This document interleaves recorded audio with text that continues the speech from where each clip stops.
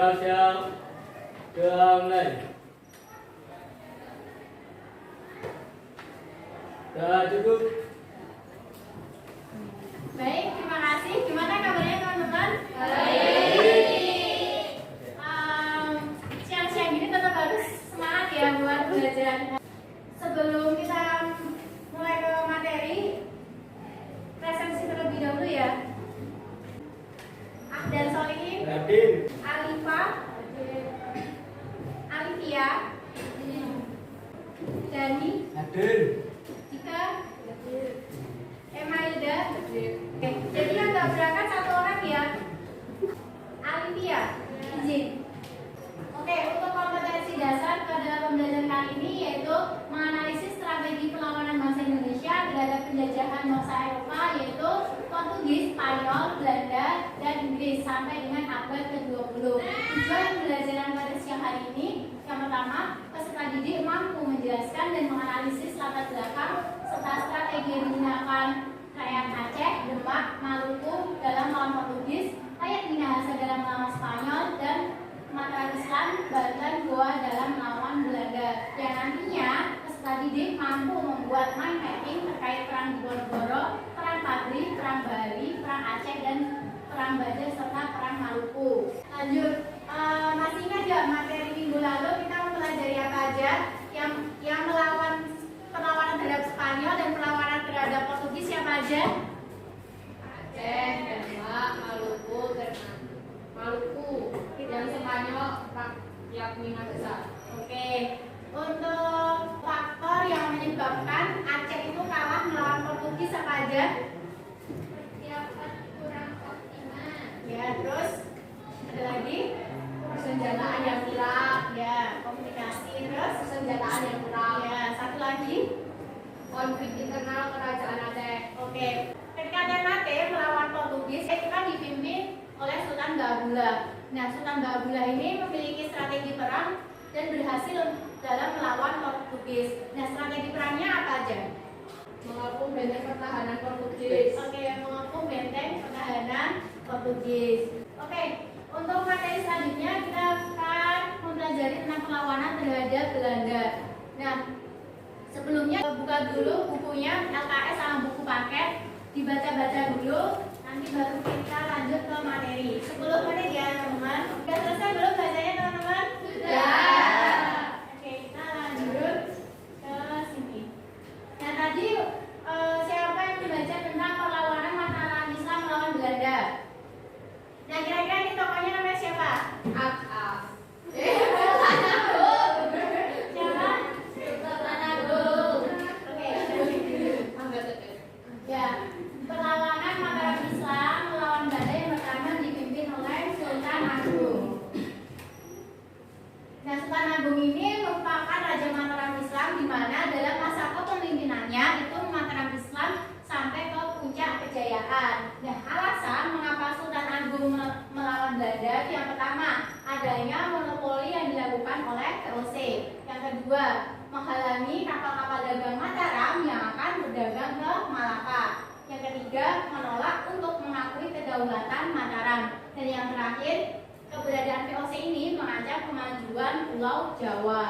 Untuk alur penyerangan Mataram Islam terhadap Belanda itu yang pertama dimulai tanggal 22 Agustus 1628 di mana Sultan Agung memerintahkan penyerangan pasukan Mataram ke Batavia. Selanjutnya yaitu 1629 di mana Mataram Islam kembali menyerang VOC di Batavia. Dan kedua penyerangan ini ternyata mengalami kegagalan yang disebabkan oleh beberapa faktor. Faktor yang pertama, munculnya pengkhianatan dari dalam pasukan Mataram. Jadi di internal kerajaan Mataram sendiri atau pasukan Mataram sendiri ini adanya pengkhianatan. Yang kedua, kekurangan bahan makanan. Nah, kekurangan bahan makanan ini disebabkan oleh lumbung pangan Mataram Islam itu dibakar oleh Belanda.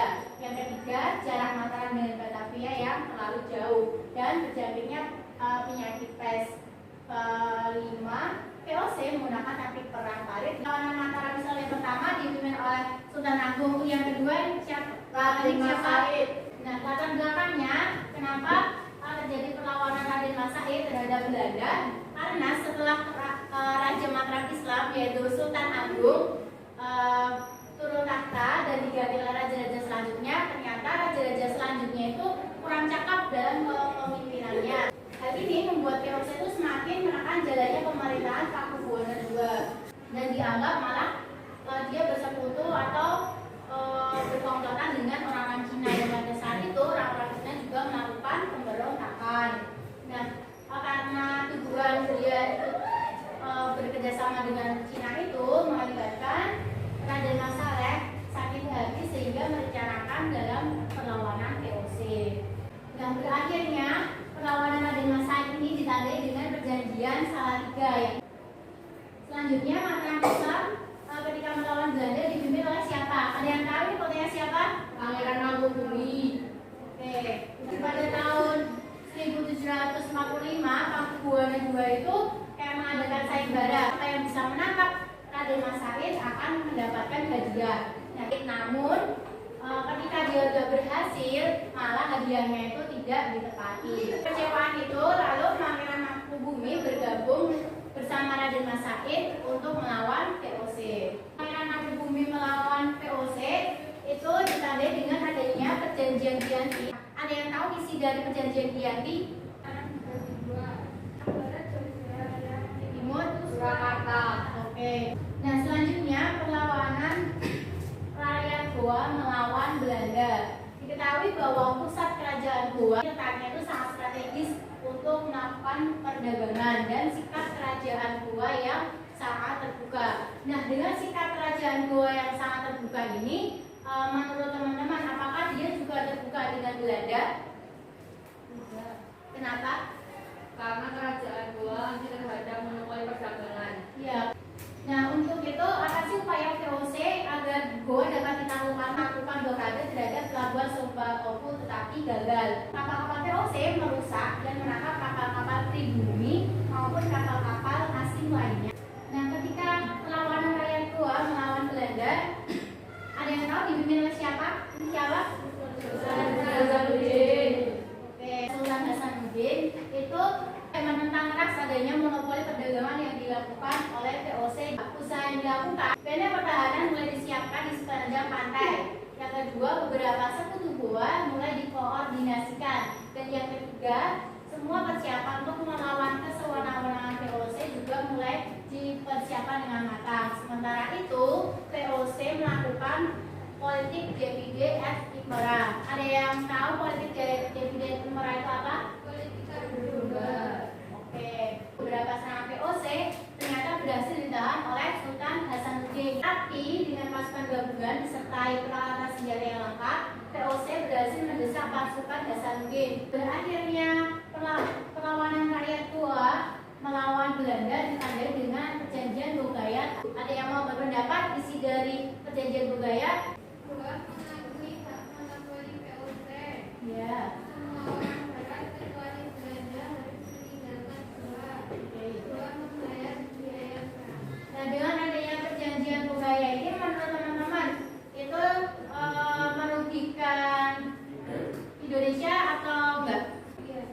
Ya, karena alasannya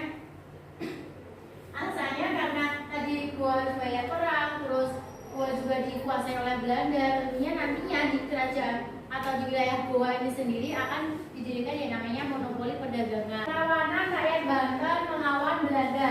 Ada yang tahu ketika rakyat Banten melawan Belanda dipimpin oleh siapa ini? Sultan Agung Tirtayasa. Ketika Banten dipimpin oleh Sultan Agung Tirtayasa, Banten ini memiliki posisi yang strategis. Masih ingat ketika Belanda datang ke Indonesia pertama kali kan mendarat di Banten. Ketika itu Belanda melihat kalau Banten ini memiliki posisi yang sangat strategis. Upaya yang dilakukan VOC untuk menguasai Banten, ada akses menuju ke pelabuhan Banten. Maka perekonomian akan melemah dan kekuatan Banten pun juga melemah. Dan yang kedua, kapal-kapal asing yang hendak berdagang di Banten dicegat oleh Belanda. Dan itu berarti dengan cara-cara tersebut dapat memperlemah Banten. Dan selama perlawanan berlangsung, upaya yang dilakukan oleh Sultan Agung Tirtayasa itu mengadakan hubungan kerjasama dengan kesultanan lain, juga melakukan penyatuan terhadap daerah yang dikuasai oleh Kesultanan Banten. Jadi dengan adanya kerjasama yang dilakukan dilakukan oleh Sultan Agung Tirtayasa ini mengapa bahwa dengan yang bersama ketika melawan Belanda dapat mendapatkan bantuan sehingga harapannya dapat mengalahkan Belanda. Nah, upaya yang dilakukan VOC untuk melawan rakyat Banten menyatukan kekuatan dengan menyewa serdadu-serdadu dan VOC mengajukan penawaran senjata. Namun tidak serta-merta langsung disetujui. Penyerangan yang dilakukan Banten secara terus-menerus terhadap VOC membuat kedudukan VOC semakin terdesak. Akhirnya VOC mengajukan senjata lagi. Nah, senjata yang kedua yang diajukan oleh VOC ini disetujui, tapi dimanfaatkan oleh Sultan Agung Tirtayasa untuk melakukan konsolidasi kedaulatan untuk memperoleh bantuan senjata. Sedangkan VOC menggunakan kesempatan tersebut untuk mempersulit kedudukan Banten. VOC itu berambisi buat Banten itu harus dikuasai, harus dijadikan monopoli perdagangan. Nah, cara-caranya juga dengan mengadu domba di kalangan internal kerajaan Banten. Dari perlawanan tersebut, dari teman-teman ada yang bertanya nggak? Salah satu taktik perang karet yang digunakan. Oke, ada yang tahu nggak pengertian perang parit itu apa? Cara bertahannya apa? Iya, cara bertahannya. Cara bertahan dengan membuat galian tanah terus bertahan di situ untuk melawan di dalamnya disiapkan senjata.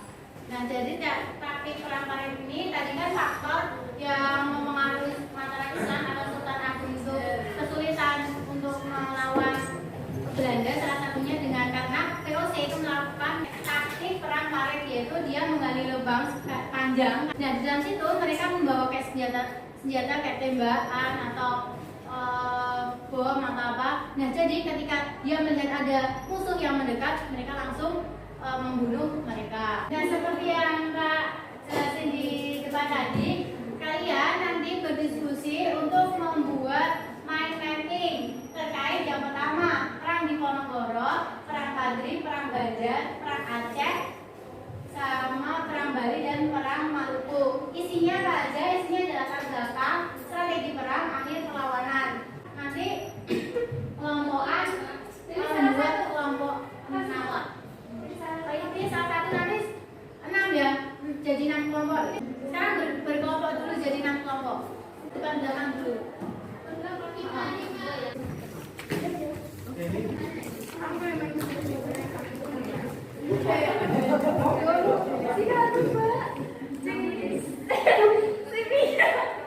Teman-teman, dari pembelajaran hari ini, siapa yang ingin menyampaikan kesimpulan dan refleksi yang dapat kita ambil dari perlawanan tersebut, yang dapat kita pelajari nilai-nilainya untuk diterapkan di kehidupan sehari-hari?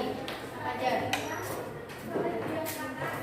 Ya, strategi yang matang. Jadi ketika kita akan melakukan kayak punya apa ya, tujuan, misal nih ketika ujian biar nilainya bagus, kita harus punya strategi, yaitu kita belajar dengan tekun.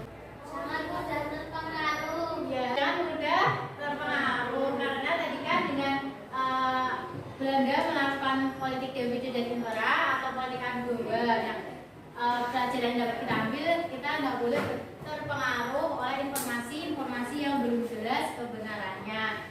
Kalau kesimpulan siapa yang mau berpendapat? Tadi sama-sama dilatar belakangi oleh apa?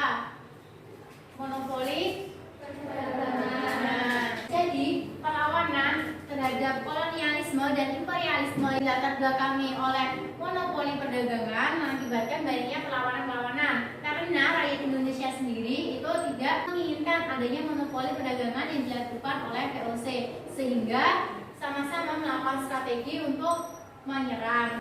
Baik, teman-teman, tadi untuk tugas diskusi mind mapping nanti akan dipresentasikan per kelompok ya. Jangan lupa untuk penilaiannya juga isi, estetik, kerapian, dan keterbacaan. Ada yang ingin bertanya lagi nggak? Tidak. Terima kasih teman-teman atas perhatian dan kerjasamanya. Banyak salahnya mohon maaf. Jangan lupa belajar buat mind mapping, jangan lupa diselesaikan untuk dipresentasikan di selanjutnya. Wassalamualaikum warahmatullahi wabarakatuh. wabarakatuh.